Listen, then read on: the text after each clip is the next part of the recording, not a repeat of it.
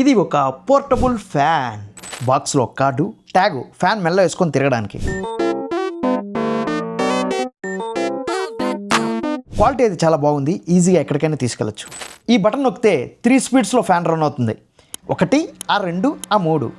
ఇది ఓపెన్ చేస్తే మిర్రరు, ఒక లైట్ అనమాట. దీన్ని డబుల్ ట్యాప్ చేశానుకో లైట్ వెలుగుతుంది.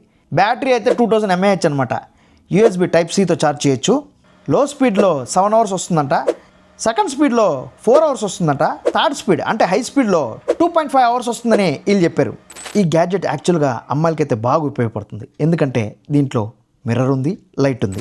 అమ్మాయిలకే కదండో, అబ్బాయిలు కూడా ఉపయోగపడుతుంది. Easy to carry.